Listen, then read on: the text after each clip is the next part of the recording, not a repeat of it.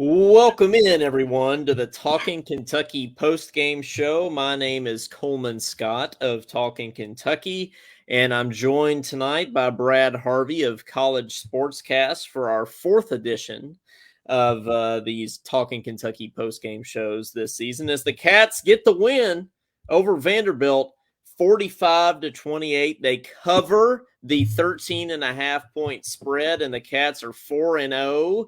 And they're 1-0 in SEC play. But yet again, I'll echo the wise words of Mark Stoops saying, well, we won, we covered, but I'm pissed off. And I feel like that is how the entire Kentucky fan base feels right now. Brad, is that how you feel? Pretty much. Yeah, I mean, I don't know if I'm pissed off, but I'm a little disappointed, not terribly. I don't feel as disappointed tonight as I did 2 weeks ago in Eastern Kentucky. Disappointed. I thought they played a pretty great first half, at least a quarter and a half, and played and looked really good, to start the game out with most of it. First quarter was excellent. I think Kentucky played as well as anybody in the country in the first quarter. And I'll go back to this. When this team is playing its best, I think we're as good as anybody in the country. I think our offense is good as anybody in the country. I think our defense is certainly as good as anybody in the country. And I think we can win a lot of games. But the problem is we're not consistent at all. And we cannot play a complete game. We for sure haven't played a complete game. No, we haven't. No, for sure we have not played a complete game. My biggest beef, I guess, with this team so far, 4 games into that, we're a third of the way through the season now, a regular season. My biggest beef so far is that we continuously shoot ourselves in the foot with penalties. Absolutely. And I know there's a couple of other things that a lot of Kentucky fans are going to scream and holler about, but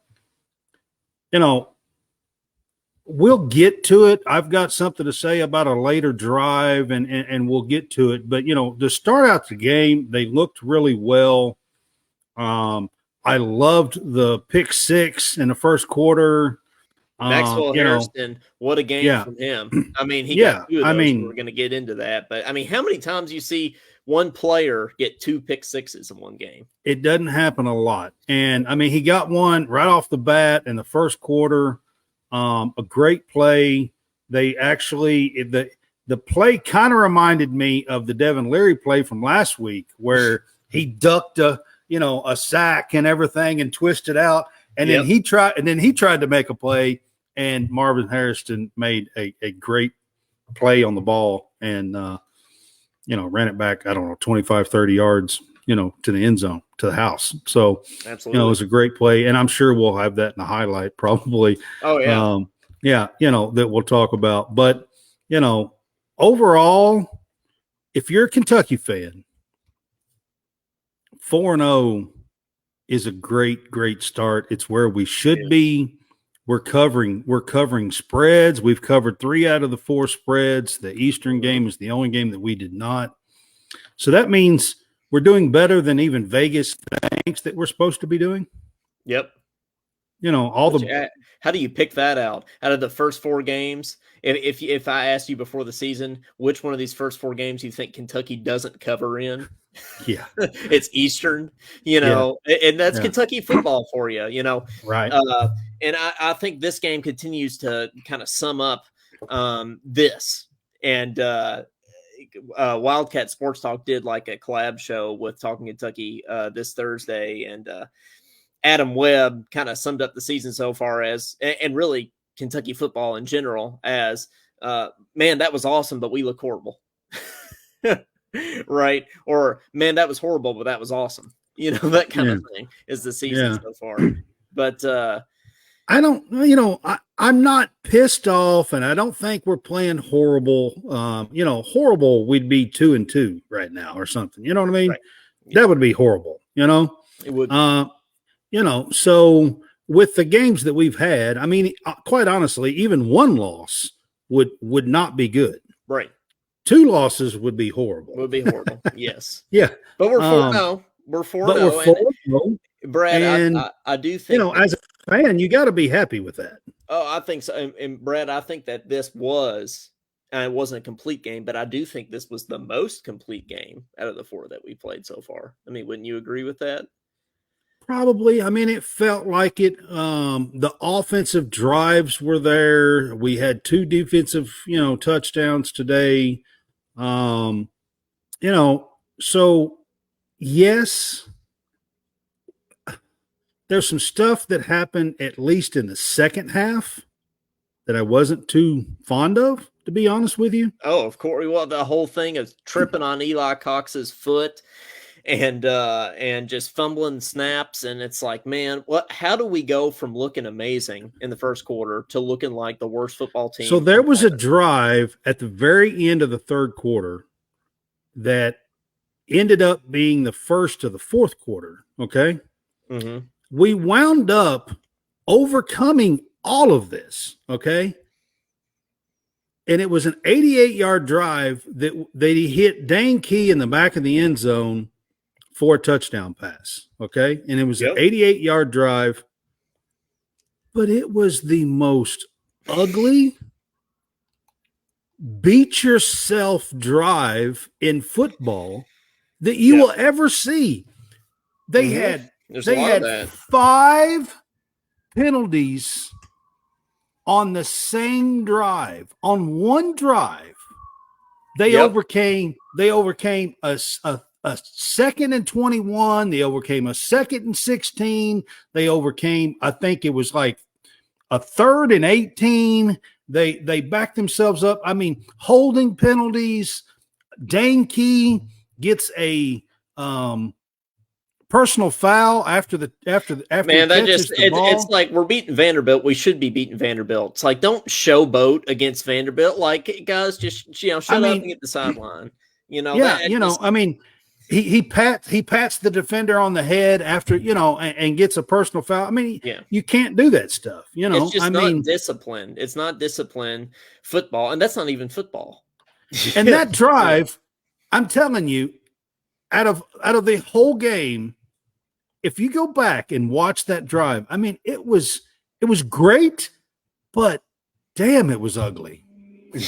Yeah, I mean, at the same time. Going back to Adam's comment, man, that was awesome, but we look horrible, That drive was unbelievable. I mean, we kept overcoming. And the thing of it is we're overcoming against Vanderbilt. Yeah. You're not going to overcome that against Georgia. That's true. But, I think Kentucky historically, especially under Mark Stoops, plays to their opponent.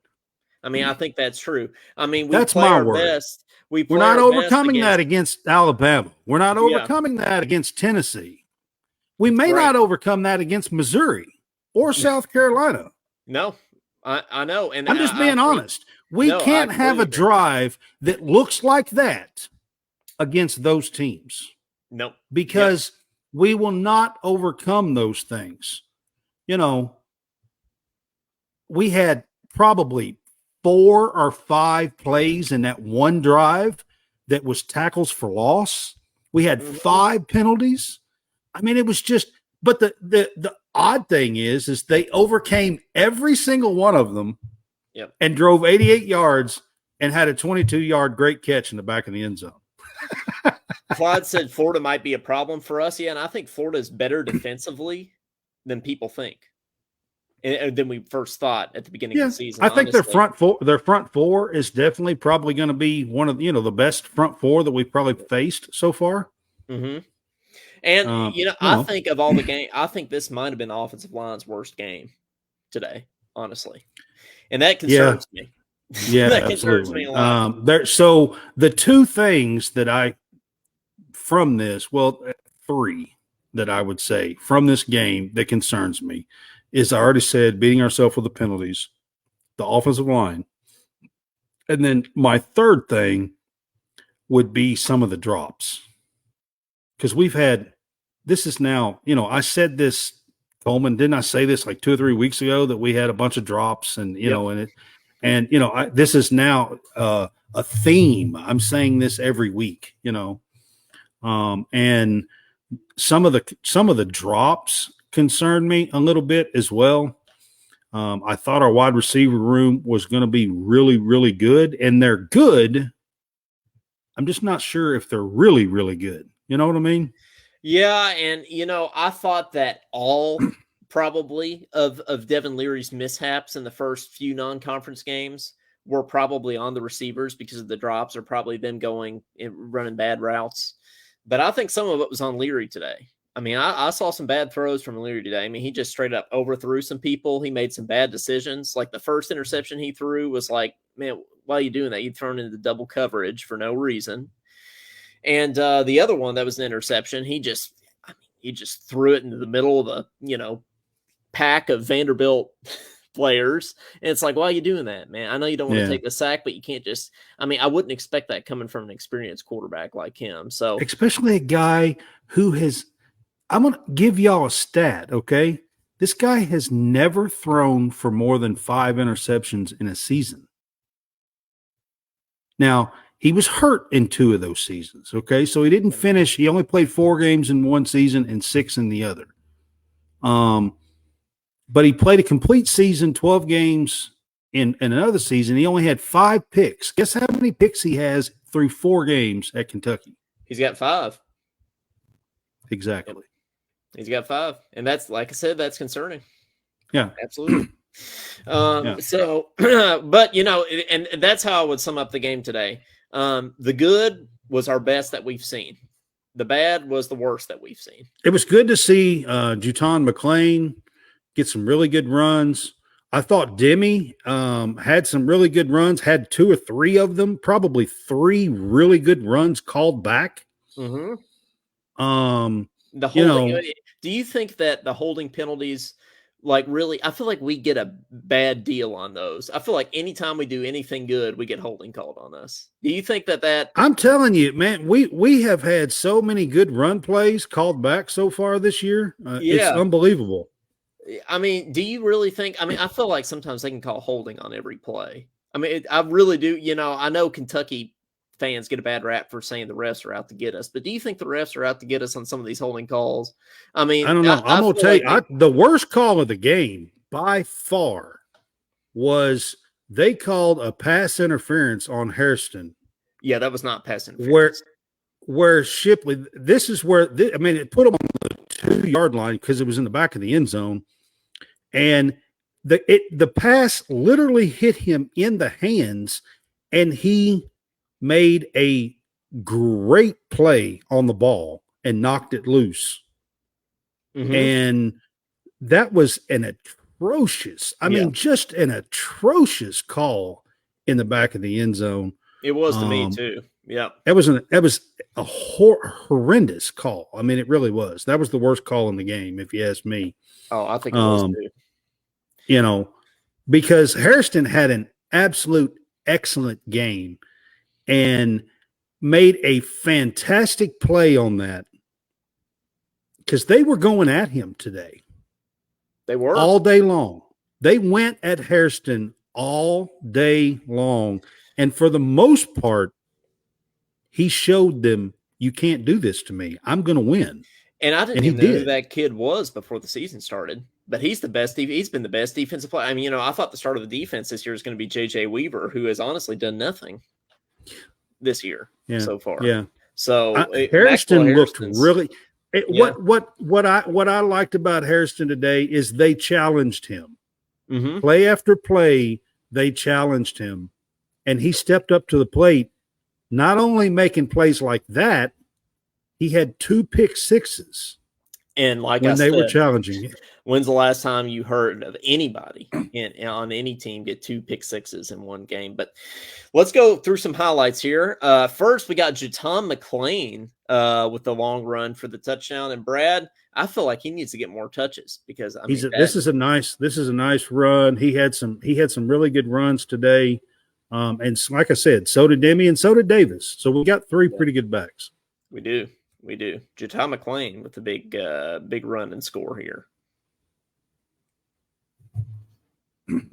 On McLean in, and by far the best run of the game, and McLean breaks it. Touchdown. 36 yards.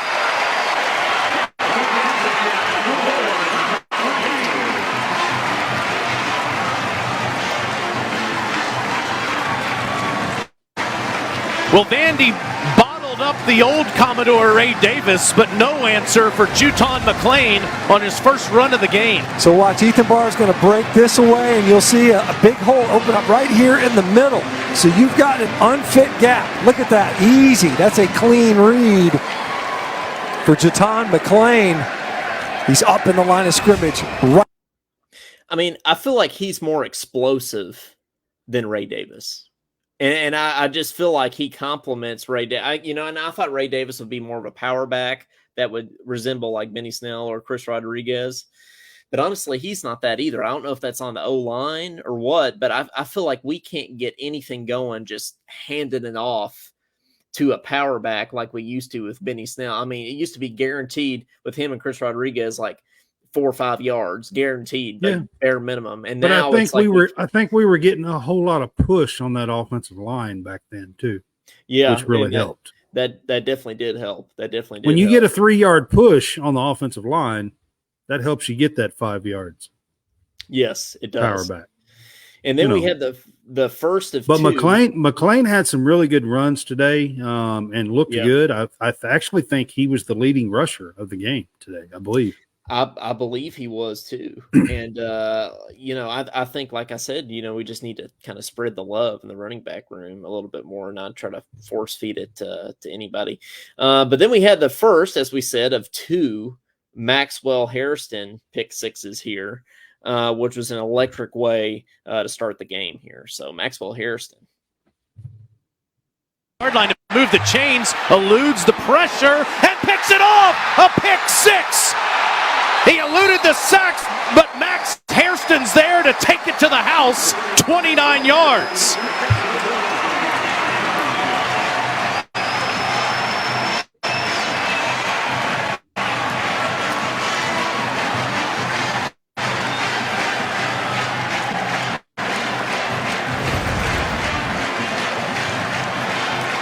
Well, pressure, right as he's getting rid of it from Wallace.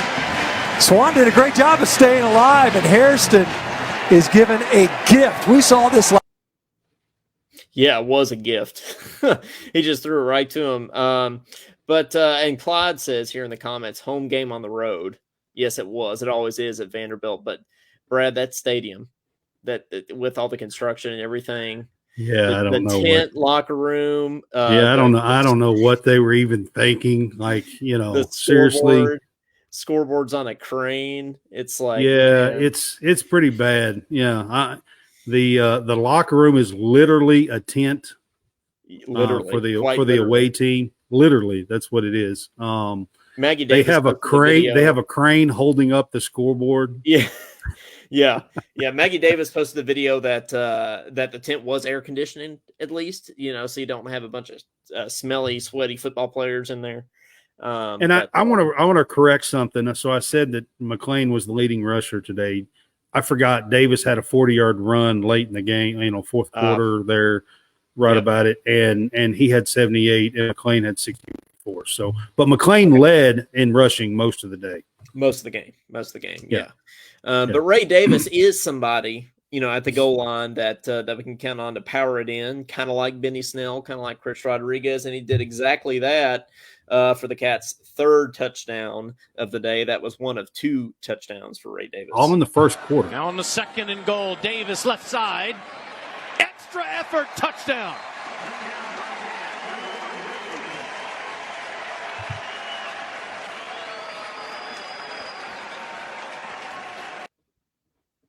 So that was a nice and easy little handoff to Ray Davis. We can count on him in the red zone. And that's something last year, Brad.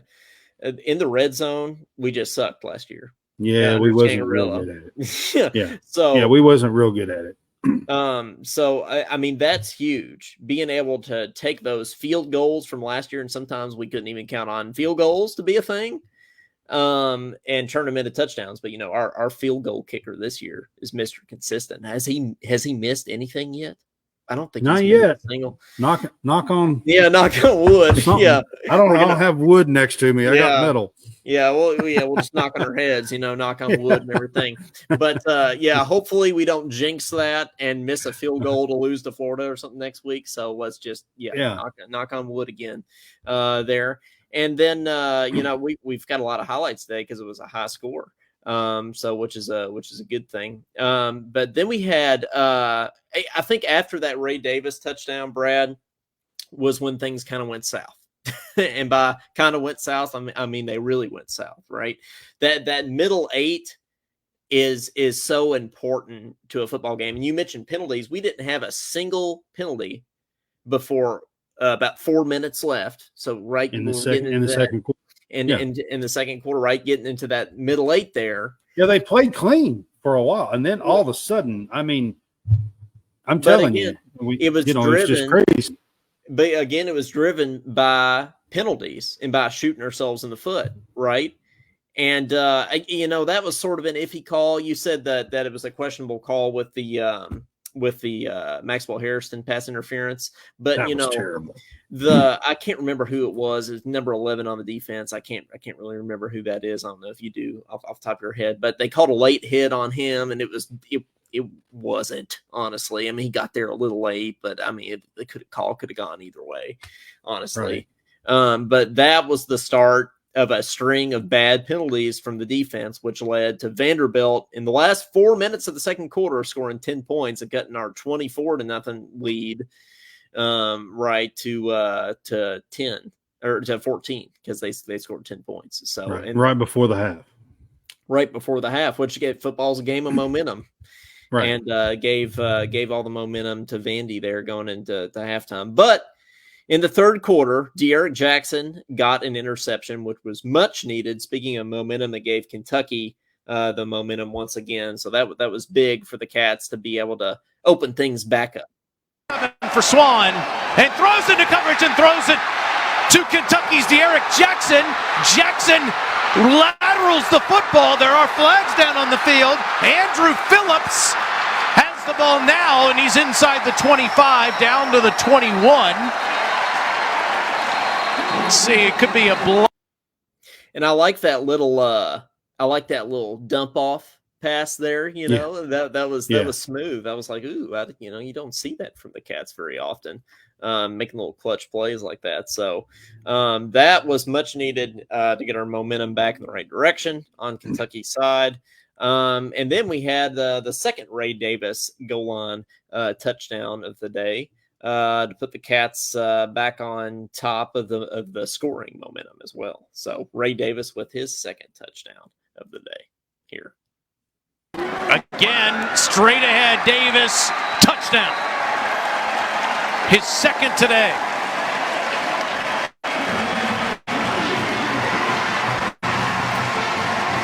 Mark Stoops' defense forces the turnover, and Ray Davis catches it in. Ray Davis with a touchdown there, and capitalizing on the turnovers today was fantastic. That was huge. They had three interceptions, and of course we had 2 pick sixes, and then we capitalized there and scored a touchdown. So we scored 21 points off of 3 picks today. I just want to put that out there. Hey, Nicholas, Kyle, if we stop the run next week, we win. Now, I would agree with that. Absolutely, because Florida has 2 really good backs. Yep. And a good offensive line. I don't think they're great, but they're a good offensive line. And absolutely 100%, I agree with you, Nicholas. The run game next week is going to be absolute key to the game. Absolutely. 100%. And speaking of key to the game, Dane Key got a touchdown here for the last offensive Kentucky touchdown of the game. Which Dane Key, Brad, he's been quiet this year, honestly. A lot of trash talk coming his way. I think that's his first touchdown, isn't it, of the season? If I'm not mistaken, I think it is. And he had it doesn't show it on this highlight, but he had the little pat on the head of the Vandy defender afterwards. So and they called penalty on him for it, and Yeah, and just that's undisciplined, and that's not even football undisciplined. That's just being a sportsman, right? Like, yeah.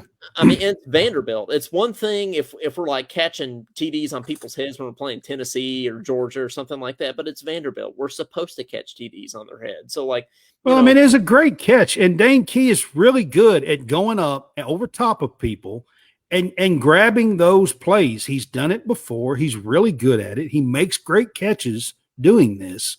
The only problem is you just can't do that. You got to be more disciplined than that. They're going to call that every time on this play. As soon as he tapped him on the helmet, is over. There was literally, I don't know if it's going to be in the highlight, but if you've got it here, but there was literally like 8 flags flying everywher.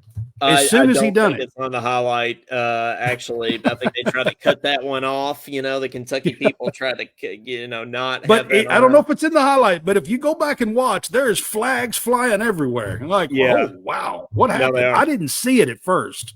Josh Hart in the comments there says our defense was spectacular. I agree. And we were just talking about before we got on here that we don't really like giving up 28 points to Vandy. I mean, that doesn't sound good. But a lot of those points, Brad, I think were points that Vandy got off our turnovers. Speaking of points off turnovers, right? And they got some late too. So I don't know if our first string people was in there. You know what I mean? All of them. Yeah. You know what I mean? Because they got some points late in this game too. So if you take that with a grain of salt, I think overall, our defense did play really well, especially in the first quarter. I mean, first half, I thought we were gonna win by 70.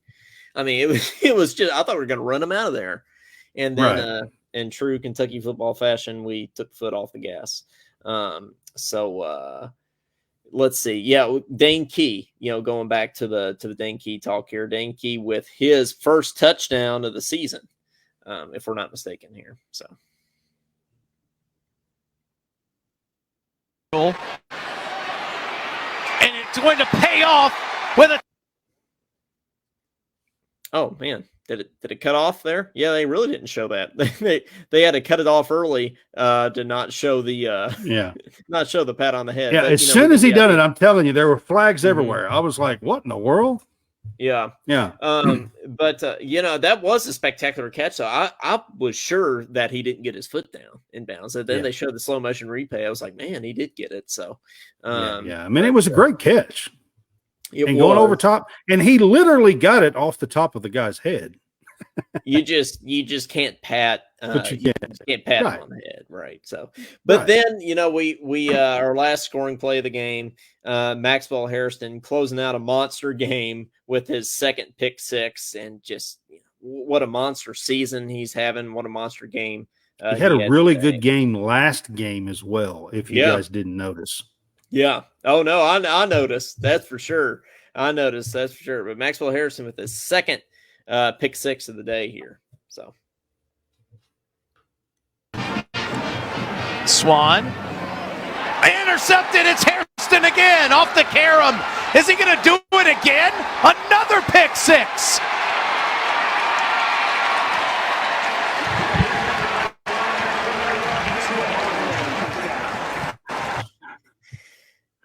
The announcer said, is he going to do that again? And that's exactly what I was thinking, and every other Kentucky fan was thinking when that happened. So a lot to be happy about with the Cats today, and a lot to be upset about. That's the story again through these first 4 games. So, but Cats are 4-0, and the Cats have covered in 3 of the 4 games. And we want to hear from you. Give us a shout on the Talk Kentucky phone line, 502-234-1504. Give us your thoughts on the game. Give us your thought on the season so far. And tell us if you also thought Dane Key patting the Vanderbilt receiver on the head was a bad decision. So, we look ahead to Florida. Do you think, Florida's going to be ranked next week? They already are ranked. Which I don't agree with, by the way. Yeah, I don't either. Which I don't agree with, by the way. I just want to make that clear. Do I think they will be ranked? They're not going to get beat by Charlotte today. So, they'll be ranked because they're already ranked. I think we're getting a Josh Hart call here. Josh, what's going on? Go Cats! Hey, what's up, fellas? Good win today. Little too much penalties in the second half, but I think we'll be fine. They had 10 for the game. On the Dan Key thing, I think that was more frustration than anything. Honestly, I think it was. I absolutely agree. Dane sort of had it was a frustrating game for a while for Kentucky, and Dane sort of had a frustrating season too. So, shutting all the haters up, it was kind of probably a heat of the moment thing. But boy, he got an earful on the sideline from about 3 or 4 coaches, including Mark Stoops and Vince Marrow.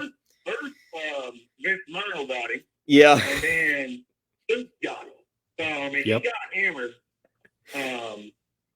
He got an earful. You know what I mean? Yeah, he did. There's no doubt about that. But Josh, do you feel like us that there's a lot to be happy about? I mean, we were texting at the beginning of the game. Brad, me and Josh were. We were living it up, man. Like this is the team we've been looking for. This is what we've been waiting for. And then, in true Kentucky fashion, second quarter, we just went right down the toilet. This is my take on it.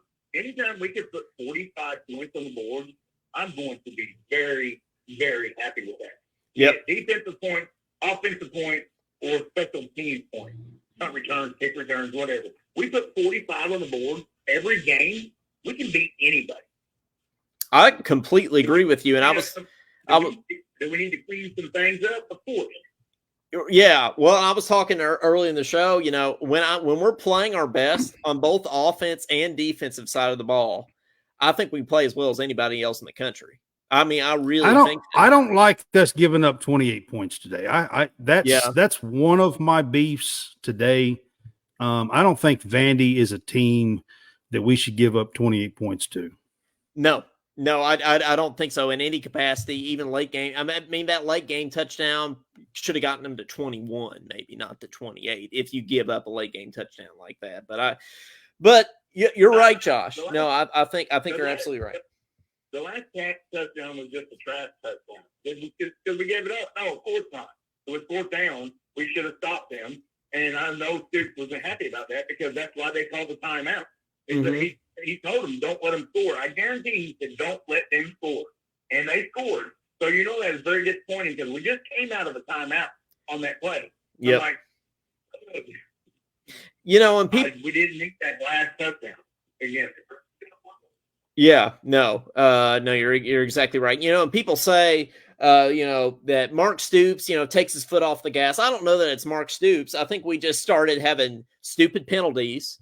And we started not playing as hard. I don't think it had anything to do with play calling or coaching, and that's just my opinion. But I don't think it's Mark Stoops' fault. Kentucky fans are sometimes a little ridiculous at times. We know this. We get upset. But like I told somebody on the wait till basketball season. He's not on that. He's overhyped.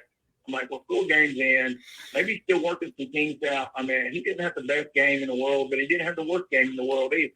And my take on it is that the BBN Nation needs just to relax. We put 45 on the board against Vanderbilt. Yep. And Vanderbilt. And on the road, yeah. I just think we just need to just relax for a minute. Next week, we'll see what we're really made of. We play Florida, and I think we still can beat them. And I honestly still think, for some reason, that we got to really prove we can beat Georgia. But man, we're yeah, it's so strange. I mean, every one of these games, we covered in 3 to 4 of these games, and yet after every game, we've been like, man, like we could be so much better. Yeah, so I don't know what it's just weird. It's just weird season so far. But we got anything else, Josh, before we let you go? No, man. Just like I said, we got to clean up them penalties. I think they were discussing on the second half. I think Kentucky had like a couple penalties in the first half, and then in the second half they had 7 or 8. I mean, that just can't happen. It came out really stagnant. We had 5 in one drive. Honestly, it started with giving them like 10 points up to Vanderbilt, only going up 14 at the half. But we need to just clean those up. We can't keep on having errors. I don't think we had any major injuries today, so that's always a positive. And I don't think we had any. Yeah, Larry had 2 picks, didn't he? Yeah, he did. He had a couple picks. He's got to clean that up. That's 4 interceptions or 5. I think he threw a pick in every game this year. He has. He has, Yeah. and I think Wow. earlier in the season, those picks you could blame the wide receivers for those. Today, I think they're absolutely both on Leary. I think both picks were his fault. These were definitely on Larry today. I mean, Yeah. we got a few things correct. I think Stoops to get them there. I think Stoops to get them ready. And honestly, maybe I don't know. Maybe Stoops did tell them to back off a little bit. The reason is maybe he didn't want to put too much tape out there for Florida to look at. Maybe he's got something saved for Florida. Let's hope that's what it is. But again, 45 points. If we get 45 against Florida next week, we're going to be over the moon. So, We win. I mean, If we get 45 against Florida next week, Josh, we win. We won on the road at Vanderbilt. We got our revenge. So that's all that matters. That's right. That's right. Well, thanks for calling in, man. We appreciate it. Go Cats 4-0. All right. Thank you, guys. Have a good night. All right. Thank you. Go Cats. Go Cats. Yeah, we put up 45 against Florida. Really against a bunch of teams, even Tennessee. I think we win. So yeah, we weren't putting up 45 last year. A few things to point out. We finally we ran 60 offensive plays today, which is way more than what we've been running. Yeah, and we won the time of possession barely, but we won. It's the first time all year. Oh, we're getting the It was 31 minutes and something. Yeah, and almost 29. It was barely, but we won the time of possession. Yes, we did. Well, we're getting a call from Clyde here. Hey, Clyde, how you doing? What's going on? What's going on, man? Cats are 4-0. But we still don't feel great. I thought we were going to run them out of there, but what do you think? I don't feel really all that great, to be honest with you, either. I'm not really all that impressed with this team yet. I'm just not really all that impressed. To be honest, they gotta fix up some plays, man. They gotta just clean up their act a little bit because they just get way too big headed into the game and they just end up giving up on a few plays, which I'm with Brad. You should not have let Vanderbilt score 28 points. I mean, that was ridiculous. Like, come on, defense. Like, our front four has struggled all year, and it's just ridiculous. And our linebackers didn't really do much today either. It was mainly the secondary that carried the load today. I mean, I didn't expect that. I thought if there was going to be one area that we were exposed today, it would have been the secondary because Vanderbilt's best thing they got going for them is their receiving core. It's their receivers. Yep. So that surprised me. It was one of many surprises in this game. But how you feeling going to the Florida game? I mean, you nervous? You feel like we're going to be all right? To be honest, I don't even know, man. I think we probably might end up getting beat, to be honest. I just don't know. But then again, Florida hasn't looked that great either. I mean, they beat a sorry Tennessee team. Tennessee is sorry this year. They suck. Yeah, They suck. I mean, they can't win on the road. They can't win in the swamp. What's the score of that game, by the way, right now? The Tennessee game. They're playing UTSA, I know, but it's 31-0 halftime. By the way, Oregon's beating Colorado 35-0. Yeah, and I think Clyde said, didn't you say? I think Clyde dropped a comment earlier in the show that Colorado's gonna get beat bad, and Oregon's up 35-0 right now. So, I retract my Colorado bandwagon fandom. So, I will not be wearing the hat or the sunglasses anytime soon. But it would be crazy, though. I mean, have we ever beaten Florida 3 years in a row? I mean, we got the opportunity to do that. Next week, if we beat Florida, it'll be 3 years in a row that we beat Florida. I mean, did you ever think that would have happened? Come on, boys. Let's Yeah, get this please. done. I never thought we would get 10 wins in the season, but it happened. And all my time, I never thought we would have ever beaten Florida, but it's happened. So, to be honest, like, what Stoops has done for us is just, I couldn't be more thankful, to be honest. I mean,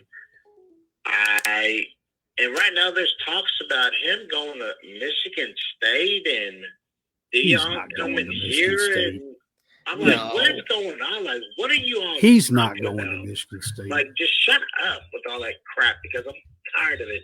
Yeah. We deal with this every year. Every time a coach gets fired in the season, every single time, coach gets fired at another university. Tennessee's ahead 31 like, over UTSA. Just go after Stoops, you know. It happened with LSU. We all thought last year or the year before that he was going to go to LSU, and it's just like, man, come on, stop with all this crap, man. If he's not going to LSU, he's not going to Michigan State. I promise you. No, he ain't going nowhere. First of all, he's staying here because we can't afford to lose him anyways. Amen, Brad. But got anything else before we let you go, Clyde? I think the phone line's blowing up tonight. So okay, well, that's good. I mean, you know, and we'll take some more calls. Call in, guys. We want to hear from you. I'll give more of my thoughts on the Florida game on your show Thursday. I'll give some more of my thoughts on that. I do got some thoughts about that game, so I'll say that for Thursday. Clyde, sounds I'm ready good, man. I'm ready to chomp some gators. All right, well, y'all take care. All right, you too, man. Yeah, me too, Brad. I'm ready to chomp some gators. I'm a Gator hater. You know, I have multiple Gator hater shirts, and like I'm all about it. So, okay, I think we're getting a call. I assume this is John Hammonds because it is a 606 number. But you're on with Talking Kentucky. Is this John Hammonds? Hey, what's up, guys? What's up, man? How's it going? What's up, Hammonds? I'm gonna be honest with you, man. Yeah, this is me. All right. Party pooper. I don't know what this Clyde guy is talking about. Like, he rambles too much for me. Yeah, well, sorry. That's just not the end, but. Well, what you think about the Cats, John? I thought, you know, they dropped some passes.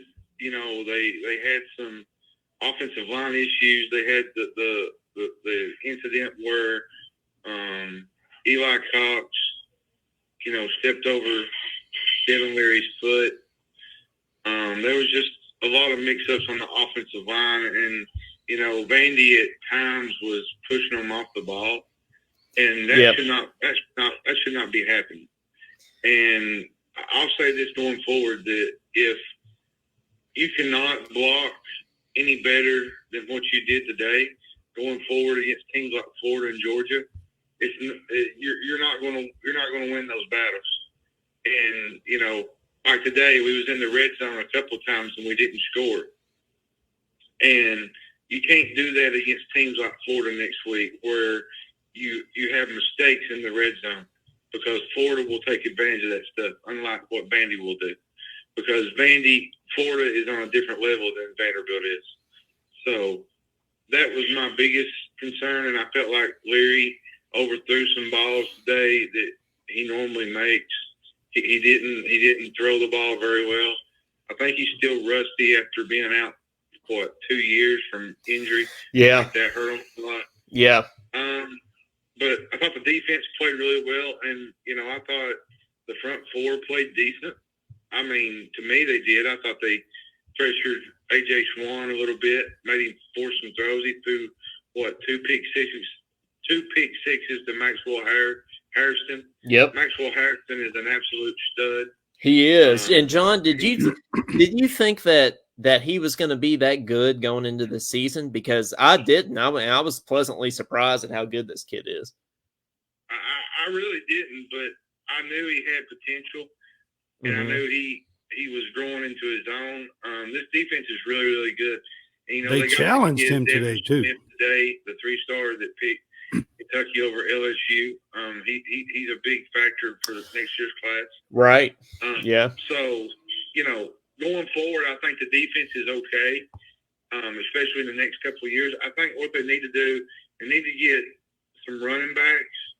They need to look at some running backs in this next class, the next few classes, because the running game is very subpar right now. But how much of that do you think is the O-line? A lot of it is. Yeah. Because, McLean and Ray Davis are not finding no holes whatsoever. And a lot of that's contributed to the O-line. And I think moving forward, you can't have what you did today against a team like Florida next week, because Florida they'll pin their ears back and they'll dare us to beat us through the air. Quit acting like Florida's a great team. I'm not so sold on the Florida game yet until I don't know. No, I feel. Hey, Brad's telling you to quit acting like Florida's a great team. Well, they're not. I mean, I'm not saying they're great, but they're decent. They are decent. They are decent, but I think we are too. But I was just aggravating about Clyde, by the way, just so Clyde don't think I'm aggravating him. So okay, I was just picking at Clyde. All right. By the way, we're good. I just got an update.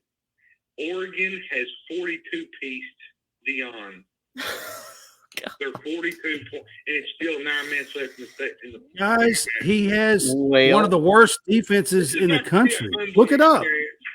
Yeah, and then with the loss of Travis Hunter, I knew it was going to get ugly. I knew it was going to get 21 points. They have won games by scoring a lot of points, but they give up one of the worst. They have one of the worst defenses. Man next to you. I mean.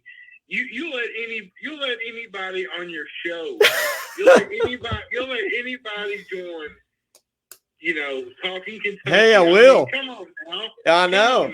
No, man. But hey, we have to get you on one of these on here. Oh, you will. We'll good. Kick Brad off. Brad needs to go do some events. Go, Brad. Do some events. Yeah. There we go. Well, man. I love you, Brad, buddy. I'll see you this week. All right, man. See you guys. All right, John. Thanks for calling. We'll see you, man. That's my partner on College Sportscast, by the way, John Hammonds. Yeah, for those of you that don't know, that is John Hammonds, the other host of College Sportscast. But hey, give us a shout, guys. We'd love to get some more calls. Tell us your thoughts on the Cats. How you feeling about Florida going into that game? 502-234-1504. We'd love to hear from you. Or leave a comment down in the feed below. So a couple of things that I want to mention real quick. So Kentucky is 4-0 for the 4th time in 6 years. Okay, which is good. And on top of that, this is the 3rd year in a row that Kentucky has been 4-0, and that is the first time that has happened since 1911. That's hard to believe. that's quite a and here we are as Kentucky fans getting on here and complaining about stuff. Okay, right. So I just want to point out there's a couple of really good facts. For the last 6 years, we have started the season 4-0. And 3 years in a row, and that has not happened since 1911. And so 112 years ago. You're right. We do have a lot to be happy about, for sure. We do have a lot to be thankful for, that this program is going in different directions. And hey, and John, recruiting is going really well right now as well. Oh, it is exceptionally well. John in the comments here says, "Brad, I love you, man. Just picking." I know. Yeah, no, I know. Me and John are cool. He's my partner on the show. We just pick at each other a lot. So oh no, absolutely. But I do want everybody to think about this. We're allowed to get excited. Because especially early in the season, because that's what you do. But if we were to go beat Florida next week, you're 5-0 going into Georgia. and nobody expects which is where I thought we would be. Okay, I'm gonna go ahead and say it. I had picked us being 5-0 going into Georgia. Now I did, as did I. Yep. You know, so we're on track. You know, for what I thought that was capable of this year. Yeah. And next week is a home game. I was there 2 years ago in the stadium when we beat Florida for the first time at home in, 30 years or whatever it was. Man, I was there. Yeah. I was there. The crowd rushed the field. I mean, it was a great experience. And one of my favorite games that I have ever gotten to go to, just to be honest with you. Sure. And yeah, absolutely. It was just fantastic experience being there. And I've been to a lot of games in my life, not tons, but quite a few games. Yeah. And so if we can, then we will show up in Athens, and probably both teams will be 5-0. Get game day there. It'd be a big game. Both teams are 5-0 going to Georgia. That'd be a big game, And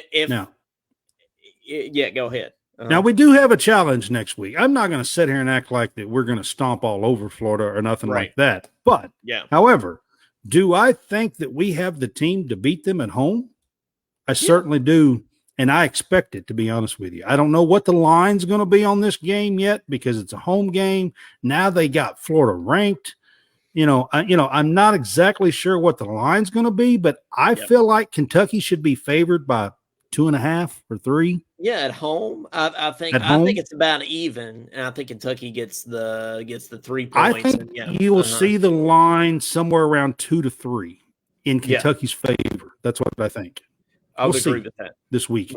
Well, you were right last week about that SportsCenter top 10 play, so we'll see if you're right about the line too. We'll see, but that's where I think we'll see this open up.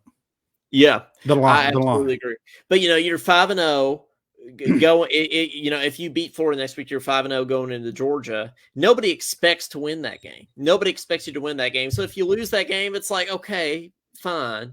Everybody expected you to lose that game. And then you're 5-1, and then who we got after Georgia? Is it Missouri? We play Missouri at home. Okay, we get Missouri at home. That's a very winnable game, right? It is. I mean, it's a game that we should win at home. Yes, and be 6-1. Yes. And then who we got after? Is it Tennessee?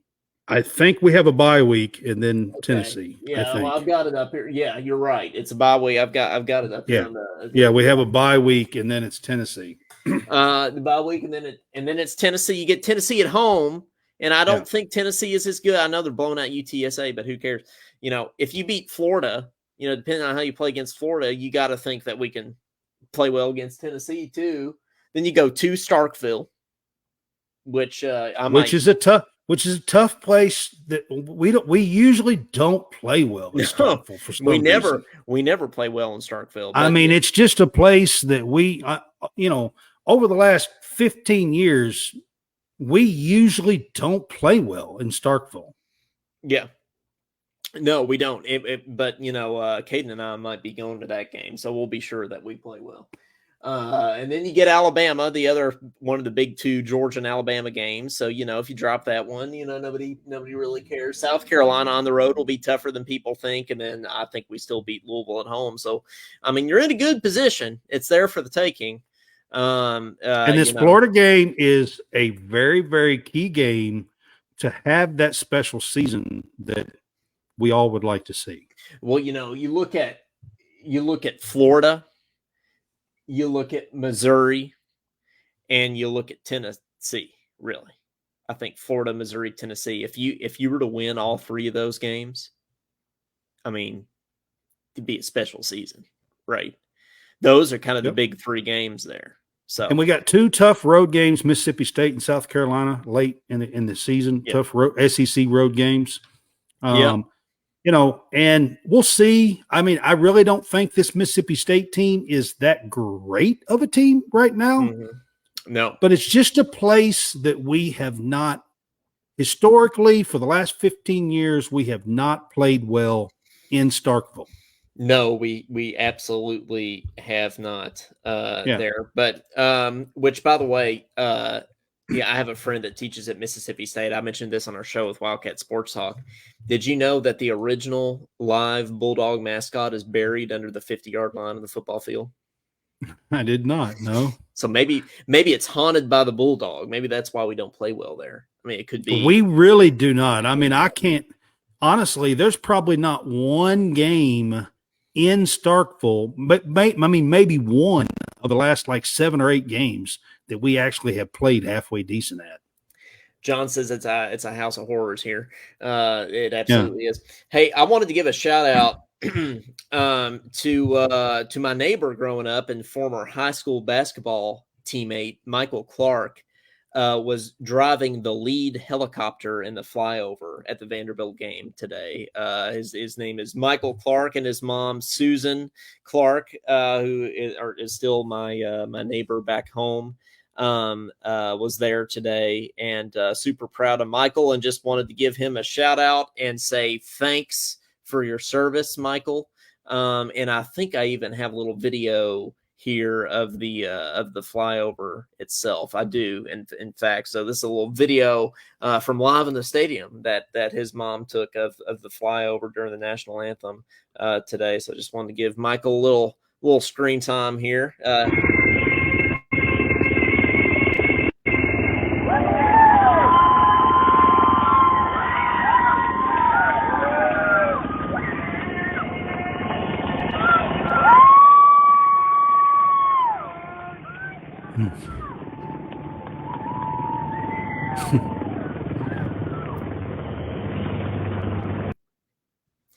So it's pretty cool. You know, he was the one actually driving the helicopter in the front. So that is, I think he's stationed in Clarksville, Tennessee. So, right. But don't think he was allowed to rock any UK swag. Otherwise, he probably would have. I know he was cheering for the Cats at heart today. But yeah, just wanted to give him a shout out and say thanks for your service to Michael. Absolutely, man. Yeah, absolutely. I had a buddy out of high school that was stationed in Clarksville too. Oh, gotcha. Awesome. I think we're getting another call here. I don't know if this is a second Josh Hart call, but you're on with Talking Kentucky. Who's this? Yeah, this is Josh. I forgot one thing. Okay. I was going to bring it up about the. I like double dipping sometimes. It's fun. That's okay. Twice. Hey, you can do it on Talking Kentucky. You can't do it on KSR, but you can do it on Talking Kentucky. Well, yeah, that's why I don't like Matt Jones. Anyway. Yeah. Anyway, what I was going to call about was I forgot to bring up about the big time commitment we got last night. Last night, that linebacker kid. And then me and Brad talked a little bit here and there this morning, and Brad was telling me about another player they're going to get. He's like a defensive end. He's number 7th in the country or something like that, Brad said. So if we get them, I mean, we're just killing it in recruiting. And I just didn't know if you guys had talked about that or not, because like I said, I'm outdoor dashing, so I get to watch when I can. Oh, yeah. No, I think John brought that up, actually. I think Brad on his call, they brought that up about the guy that chose us over LSU, which, yeah, we're killing it in recruiting in all areas right now. You know, we got And just so you guys know, it wasn't just LSU. Yeah. Alabama's offered. USC is offered. I mean, like this kid has some really legit offers, and he chose Kentucky. Yeah. All right. One serious question. If for somehow we beat Florida next week and we go into Georgia and for some reason figure a way to beat them on a serious note, can we beat anybody else the rest of the year? The Alabama, the South Carolina, the Mississippi. Yes, if we can beat Georgia in Athens, if we beat Georgia, then I'll be pissed. In Athens? Game. Yes, we should absolutely. You beat Georgia in Athens. Let's go undefeated. Go to the college football playoff. We're going to win the national championship if we beat Georgia and Athens. I'm just going to go on record saying that right now. You'd even beat Colorado.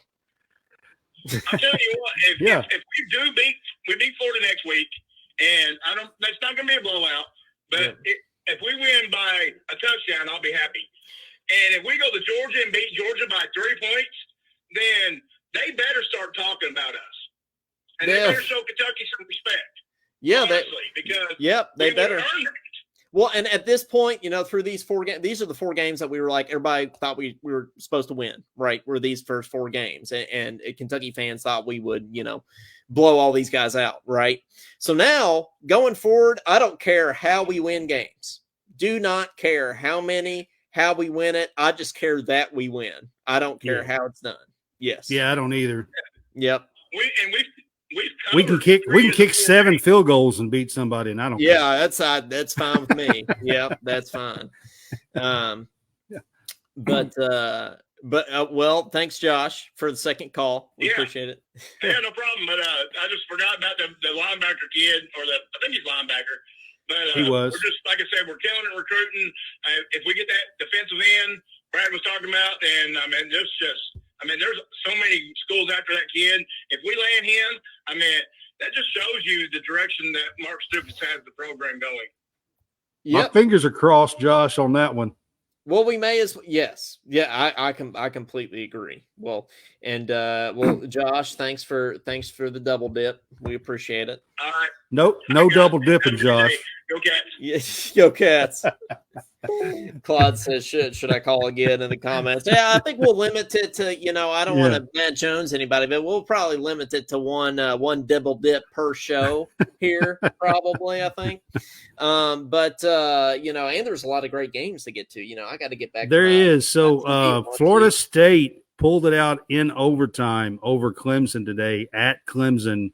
Very tough place to play. Yeah. Clemson actually led 24-17 in the fourth. They scored late to tie, and then he hit Keon Coleman in the back of the end zone on a big-time throw, Travis did, and beat them for the first time in 7 years today, which, guys, that's – in my opinion – even though we're just at week 4, I think that pretty much eliminates Clemson from the college football playoff. I think it absolutely does. Yeah. They're 0-2.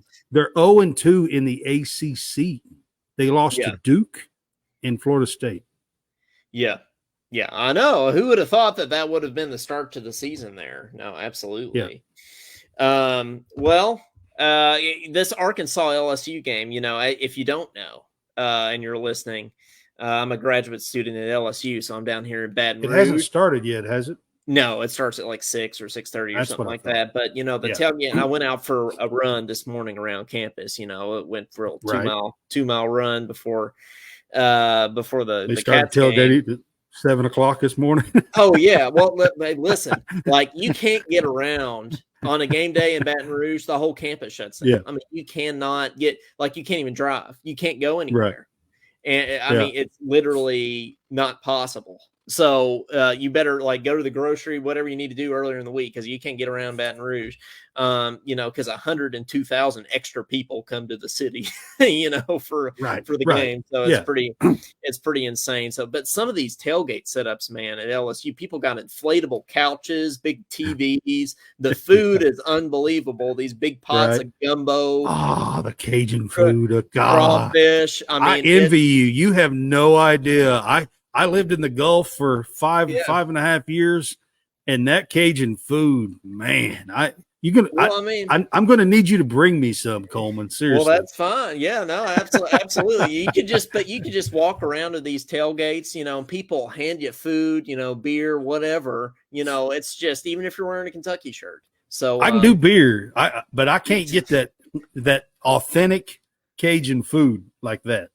Yeah, no, it's something else. And half the time you don't even know what's in it. It's like, what is this? What is gumbo? I love spicy. And if you like spicy food, it's the bomb. That's all I'm saying. It is. So then you got the Arkansas fans down here too. So it's a true deep South. It's a battle for the golden boot, as they say. It's a big boot because Arkansas and Louisiana on the map make a boot. So, but that's a 17.5 point spread though, Brad. It was 17.5. You think? Arkansas, they really didn't. They got beat by BYU at home last week, and I thought LSU made Mississippi State look terrible last week. Uh-huh. And I'm not 100% sold that Mississippi State is really that bad. I think maybe that LSU was just that good. Yep. Yeah, and it's kind of where I'm at right now. It's just I think so. fixing to be week 4, but I mean, right now I thought LSU was just that good. Mm-hmm. And I'm not sold on Arkansas yet. And I'm not either. Pittman is, I mean, I'm going to be honest with you guys. He's starting to get into some trouble down there. He is. Yeah, and I like Sam Pittman a lot. I do too. Yeah, I think he started out really well, but I'm going to give y'all something. So with Pittman, I mean, he's had KJ Jefferson and Rocket Sanders for the last 2 years, and everybody thought after 2 years ago that they were going to be on the uptick, and they just haven't hit it yet at Arkansas. So I'm not saying he's gone. I'm definitely not saying that yet, but I think there's starting to be some swirl of unrest down when there. you lose to BYU at home. I mean, you can't lose to BYU. I mean, that just doesn't happen. So if you're asking me today, if I think the 17.5 is, a good spread. Yeah. I actually picked LSU to cover. Well, in this game, I think I did too. So I think we'll see. Will. Yeah. We'll see. Clyde says, speaking of that game, Clyde says, are you going to the game? I'm not, Clyde. I want to make it over to an LSU game at some point this year. I went to the LSU Ole Miss game last year, that was Death Valley, where opponents' dreams come to die. Yeah, so I went to that was the 3:30 CBS game that I went to, so it wasn't a true night game in Death Valley. I'd love to go to a night game in Death Valley. I think that would be that would be bucket list for me right there. Oh yeah, well a night game at Death Valley that would be big time. Well, still beating Ole Miss, they were undefeated at the time. That was cool. I mean, the fans rushed the field. I thought that was a little kind of weird to rush the field for Ole Miss, but, that's okay. But this place was a nut house when they beat Alabama. I mean, I wasn't at the game, but, it was just absolutely insane. Right. So, so – not going Texas, to the game tonight. Texas A&M has beat Auburn today 27-10 in the SEC to kind of give you an SEC score. Auburn no longer undefeated. Right. Auburn's no longer undefeated now. So, yep. And Mississippi is on the ropes. Let me give 24-10. Let me give you an update. What's the score? 24-10 Alabama. Alabama's up 24-10. That's now it's the fourth quarter, about 12 minutes to go. So I'm gonna give y'all a quick little update, Kentucky fans. Mm-hmm. If Ole Miss goes down, there's going to be 2 undefeated teams in the SEC. Kentucky and Georgia. And we're both still going to be undefeated going into week. There's going to be 2 remaining undefeated teams in the SEC if Ole Miss goes down, because Auburn was the other one, and Ole Miss, there was 5 last week left. If Auburn goes down and Ole Miss goes down, which it looks like they're going to, Kentucky and Georgia. I like it. And Josh Hart says, by the way, why are we playing Florida at high noon? That's so ridiculous that time of game. Josh, you need to go back. I don't even want to. That upsets me so bad. It's been since 2003 that Kentucky, Florida has been a noon kickoff game. Yeah. All right. Yep. 17 of the last 19 years, it's been a prime time 6:30, 7 o'clock kickoff. Yep. Central time is what I'm quoting. It's ridiculous. 2 years ago, when I was there at this game, it was one of the biggest primetime games of the year. Yeah. And why on earth they would have this as a noon kickoff is beyond me. I told him in my podcast on College Sportscast the other day, I said, SEC, you're drunk. Yeah, well they are. But that's what I said. You need to go back and listen to our show with Wildcat Sports Talk, because we did a whole segment on this. I mean, it was crazy. I mean, me and Caden and Adam and Tim were just like cracking up, or we couldn't believe it. Adam said, "Why don't we play Alabama at 10 o'clock in the morning?" Like at that rate. So it just does not make any sense. So yeah, go back and check that out for sure. But speaking of undefeated teams, all these basketball blue bloods: Kentucky, Duke, UCLA, North Carolina. And Syracuse is another one. There. Yeah, Syracuse was another one on there. Yeah, are all undefeated. Yeah. So I mean, and speaking of basketball blue bloods, Duke's playing UConn right now. Duke's winning 41-0. Hey, this Duke team in football is a really good team. Can they get to the championship game in the ACC? Now that Clemson's got 2 losses and they beat Clemson, I mean, I think it's possible. I'm not saying they are yet, but it's possible. This Duke team could be in the ACC championship. Hey, put your Roadrunner hat on, meep. The Tennessee is only UTSA has scored a couple touchdowns, 31-14. So to start the second half here, so looks like UTSA might have a little bit of a run in them. We'll see. Okay. Probably not, but go Road Runners. We always would like Tennessee to lose. So meep. Yep. And and on that note, we might go ahead and wrap things up on our end here. But Cats get the win. 45-28. Don't think anybody predicted that score for today, but mine was 34-17 was my prediction today. Well, mine was 31-14, I think. But Caden said 42-10, so he might have been the closest out of all of us. But yeah. Cats get the win. A win is a win. That's a repeating refrain of this season so far. A win is a win. We need to print it on t-shirts. But the Cats get the win. We go into Florida next week. Brad's already called it. It's going to be a 2.5 or 3 point spread probably. So we'll see if that holds true. I think that's where it's going to be. We'll see. Yeah, we'll see if that holds true. But hey guys, if you haven't already, follow us on Spotify. Go over and follow us on Spotify. If you're not, what are you doing?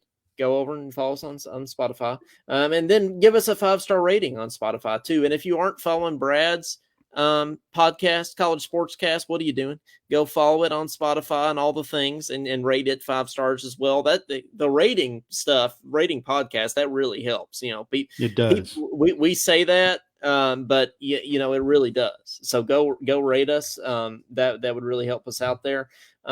We have a YouTube channel. Subscribe to Talking Kentucky on YouTube at Talking_Kentucky. You're gonna want to follow us there too, if you like laughing. So Cats get the win. 4-0. Let's go beat Florida. And let's go undefeated into Georgia. And hopefully Alabama gets the win so that Kentucky and Georgia could be the 2 undefeated teams left in the SEC. Let's go chomp some Gators. Let's go chomp, meep, and chomp. But thanks guys for tuning in. This has been the Talking Kentucky postgame show, and we will see you guys next time. Go Cats. Go Big Blue.